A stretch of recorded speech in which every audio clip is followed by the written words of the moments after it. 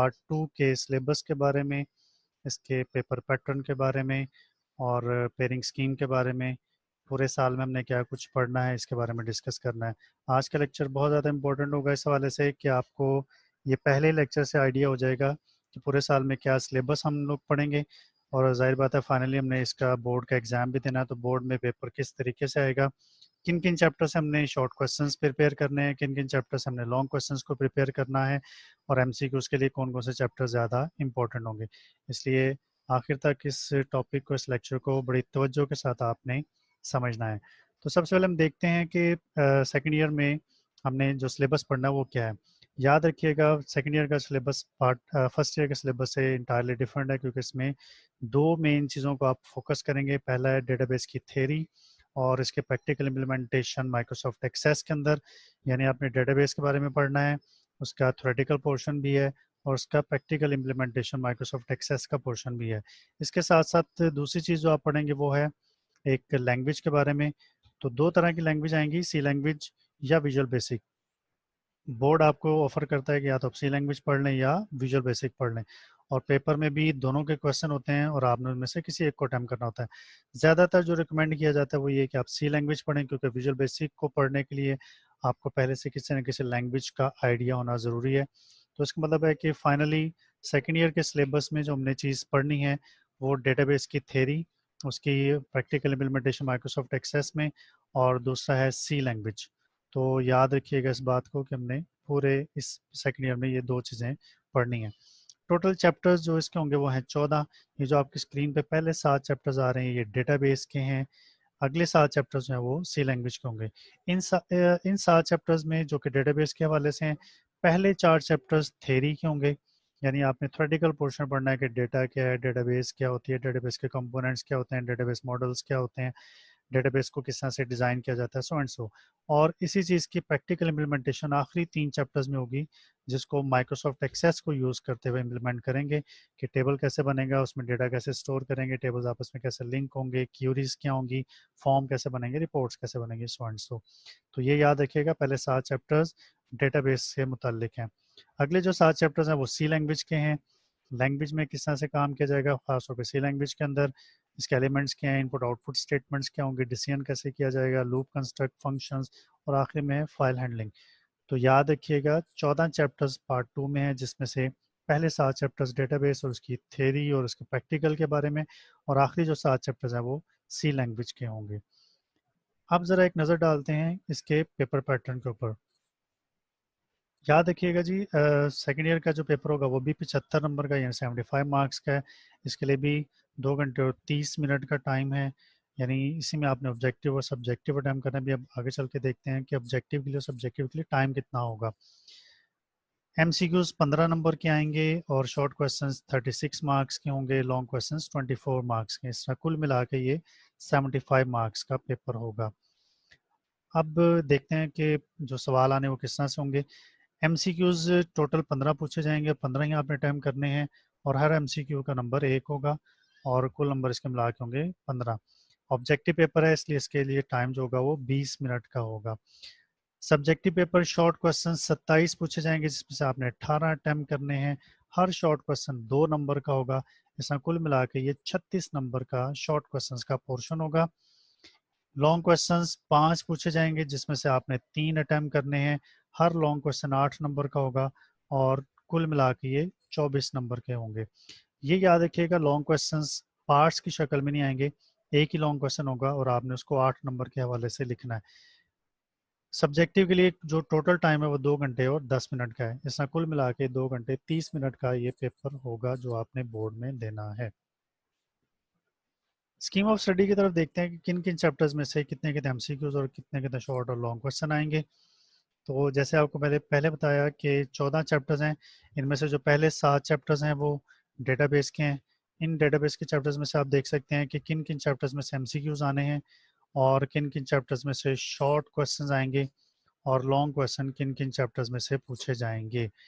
तो ये याद रहे कि एमसीक्यूज अगर टोटल 15 नंबर के हैं तो 6 नंबर के एमसीक्यूज, यानी 6 एमसीक्यूज आएंगे डेटाबेस में से, और बाकी जो नो एमसीक्यूज होंगे वो सी लैंग्वेज में से आएंगे, क्योंकि चैप्टर नंबर 8 से लेके चैप्टर नंबर 14 ये सी लैंग्वेज के चैप्टर हैं। इसी तरह आप इन चैप्टर्स में से देख सकते हैं कि शॉर्ट क्वेश्चंस किन किन चैप्टर्स में से कितने कितने आने हैं और लॉन्ग क्वेश्चन किन किन चैप्टर्स में से आएंगे। यहाँ थोड़ा सा आपके जहन में ये सवाल आएगा कि लॉन्ग क्वेश्चन जो पिछले हमने देखा पैटर्न, उसमें 5 कहा था पूछे जाएंगे, लेकिन यहाँ पे ज़्यादा लग रहे हैं। आगे चल के हम स्कीम ऑफ स्टडी में देखते हैं कि किन किन चैप्टर्स में से हमने लॉन्ग क्वेश्चन को प्रिपेयर करना है। तो होप सो कि आपको ये क्लियर हो गया होगा कि किन किन चैप्टर्स में से कितने कितने एमसीक्यूज और शॉर्ट क्वेश्चंस कितने कितने कौन कौन से चैप्टर से आने हैं, और लॉन्ग क्वेश्चन कौन कौन से चैप्टर्स में से आएंगे। अब देखते हैं इसकी पेयरिंग स्कीम, यानी जो क्वेश्चंस बनते हैं वो किन किन चैप्टर्स में से बनाए जाएंगे। क्वेश्चन नंबर 1 याद रखिएगा वो एमसीक्यूज का है, सब्जेक्ट ऑब्जेक्टिव है। मैं आपको पहले बता चुका हूँ, इससे पहले हमने इसके बारे में डिस्कस कर लिया। सब्जेक्टिव पेपर जो कि हमारा शॉर्ट क्वेश्चन और लॉन्ग क्वेश्चन का है। क्वेश्चन नंबर 2, 3 और 4 ये शॉर्ट क्वेश्चंस के क्वेश्चंस होते हैं। क्वेश्चन नंबर 2 सारा का सारा ये डेटाबेस के मुतालिक होगा, चैप्टर नंबर 1 से 7 तक। 9 शॉर्ट क्वेश्चंस आएंगे जिसमें से आपने 6 अटैम्प्ट करने होंगे, याद रखिए। इसी तरह क्वेश्चन नंबर 3 ये सी लैंग्वेज का है, चैप्टर नंबर 8, 9 और 10 में से पूछा जाएगा। 9 सवाल इसमें से भी आएंगे और आपने उसमें से भी 6 अटैम्प्ट करने हैं। क्वेश्चन नंबर 4 ये चैप्टर नंबर 11, 12, 13 और 14 में से पूछा जाएगा। इसमें से भी 9 सवाल होंगे और आपने 6 सवाल अटैम्प्ट करने हैं। एक बात यहाँ पे बहुत तवज्जो के साथ समझ लीजिएगा कि डेटाबेस के तो ये सारे क्वेश्चन थ्योरेटिकल हैं, लेकिन जो सी लैंग्वेज के शॉर्ट क्वेश्चंस हैं ये 4 से 5 तरह के पूछे जाते हैं, इसलिए थोड़ा सा डिफिकल्ट हो सकता है। तवज्जो से इस बात को सुन लीजिएगा कि सी लैंग्वेज के जो शॉर्ट क्वेश्चंस हैं ये 4 से 5 तरह के पूछे जाते हैं। वो कौन कौन से हैं? नंबर 1 आपसे पूछी जाएगी डेफिनेशन, मसलन लूप की डेफिनेशन क्या होती है, वेरिएबल की डेफिनेशन क्या, एटसेट्रा। दूसरा सवाल आता है प्रोग्राम का आउटपुट बताना। एक प्रोग्राम छोटा सा बना होगा, क्वेश्चन आपने आंसर शीट पे उसका आउटपुट बताना होगा कि इस प्रोग्राम का फाइनली एग्जीक्यूशन के बाद क्या आउटपुट आएगा। तीसरा सवाल आता है एरर्स का।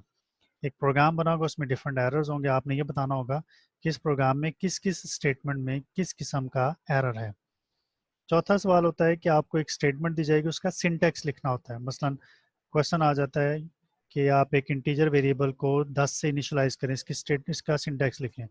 तो आपने उस स्टेटमेंट के मुताबिक सी लैंग्वेज का वैलिड सिंटैक्स आंसर शीट पे लिखना होगा कि इस स्टेटमेंट के लिए ये सी लैंग्वेज का वैलिड सिंटैक्स होगा।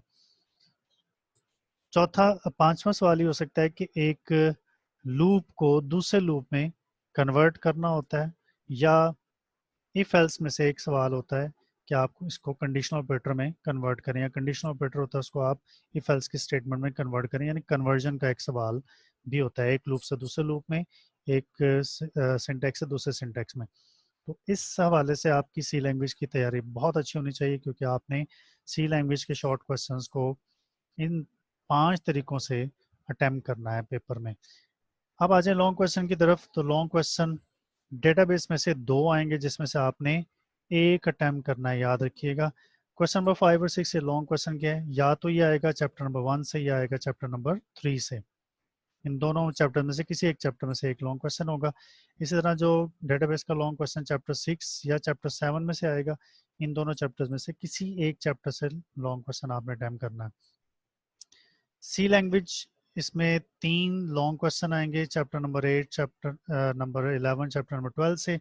चैप्टर 8 से जो लॉन्ग आएगा वो थ्योरेटिकल है, चैप्टर 11 से भी लॉन्ग आएगा वो भी थ्योरेटिकल, और चैप्टर 12 से जो लॉन्ग क्वेश्चन आएगा वो एक प्रोग्राम की शक्ल में होगा। प्रोग्राम का कोड आपने मुकम्मल तौर पे लिखना है, तब आप इसके पूरे पूरे नंबर ले सकते हैं। उसमें किसी किस्म का कोई सिंटेक्स एरर नहीं होना चाहिए। तो आखिर में इस बात को ज़रा ज़हन में रखिएगा कि 5 लॉन्ग क्वेश्चन आने हैं जिसमें से 2 आएंगे डेटाबेस में से, आप बाउंड हैं उसमें से सिर्फ एक आपने अटैम्प्ट करना है, 2 नहीं कर सकते। 3 लॉन्ग क्वेश्चन होंगे सी लैंग्वेज के जिसमें से आप बाउंड हैं कि आपने सिर्फ 2 अटैम्प्ट करने हैं। ऐसा कुल मिला के लॉन्ग क्वेश्चन आपने 5 में से 3 अटैम्प्ट करने हैं।